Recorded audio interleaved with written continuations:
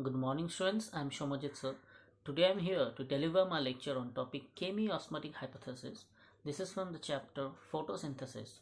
So watch the entire video lecture to gain basics out of it. So without any delay, let's start with the topic Chemiosmotic Hypothesis from the chapter Photosynthesis. So let's start. So let's start with the topic Chemiosmotic Hypothesis. This is from the chapter Photosynthesis. So you can see this in Chemiosmotic Hypothesis.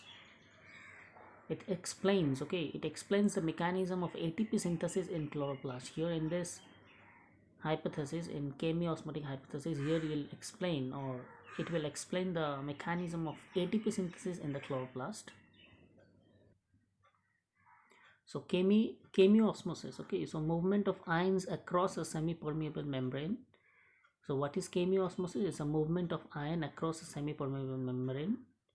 It occurs in chloroplast and mitochondria. So chemiosmosis occurs in mitochondria and chloroplast, and here movement of ion across semi-permeable membrane takes place. So chemiosmosis needs a membrane, a proton pump, a proton gradient, that is across thylakoid membrane, and ATP ATP synthase. Okay, so chemiosmosis need a membrane, a proton pump, a proton gradient, that is across thylakoid membrane, and ATP synthase. Okay, and ATP synthase. So splitting of water takes place on the inner side of the membrane. Okay, so splitting of water takes place on the inner side of the membrane. So the protons accumulate in the lumen of thylakoid. Okay, so here splitting of water takes place at the inside of the membrane.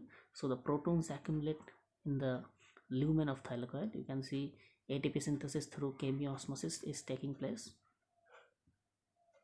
So again I repeat, chemiosmosis needs a membrane, that is a proton pump, a proton gradient, that is across thylakoid membrane, and ATP synthase.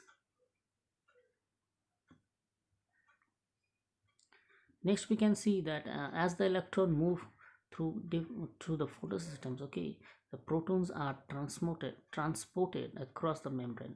So it is due to the removal of proton from stroma for the following reasons. So the primary electron acceptor is located towards the outer side of the membrane and transfers its electron to an hydrogen carrier. All right, or hydrogen carrier.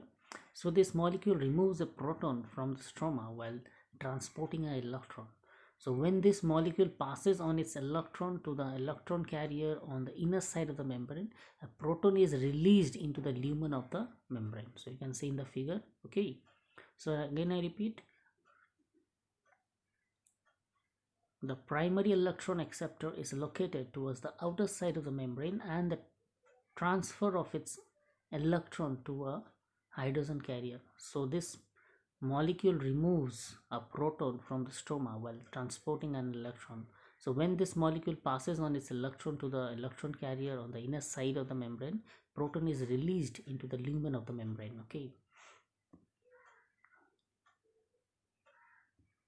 so point 2, the NADP reductase enzyme is located on the stroma side of the membrane. Along with electrons coming from PS1, protons are necessary to reduce NADP+. So these protons are also removed from stroma. Next you can see, hence a proton in the stroma are decreased but in lumen. Okay, so hence the proton in stroma are decreased but in lumen protons are accumulated. So it creates a proton gradient across the thylakoid membrane and decrease in pH in the lumen. So there is a decrease in the pH in the lumen. So breakdown of proton gradient leads to synthesis of ATP by ATP synthase enzyme. Okay, so breakdown of proton gradient leads to synthesis of ATP by ATP synthase enzyme.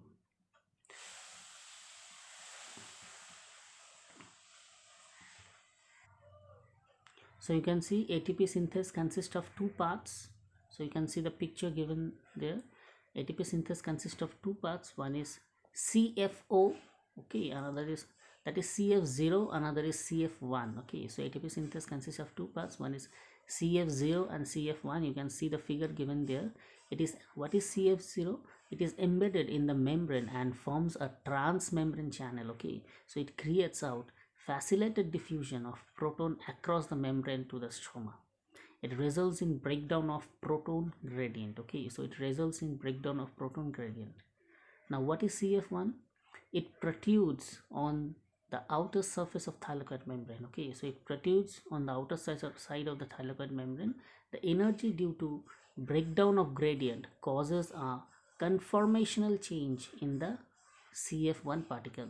So it makes the enzyme to synthesize ATP. Okay, so it makes the enzyme to synthesize ATP. Now the energy that is used, okay, so energy is used to pump proton across a membrane. Okay, so energy is used to pump proton across the membrane to create a gradient or a high concentration of proton within the thylakoid lumen. So ATP synthase has a channel for the diffusion of proton back across the membrane. So this releases energy to activate ATP synthase that catalyzes the formation of ATP. Okay, so this releases energy to activate ATP synthase that catalyzes the formation of ATP.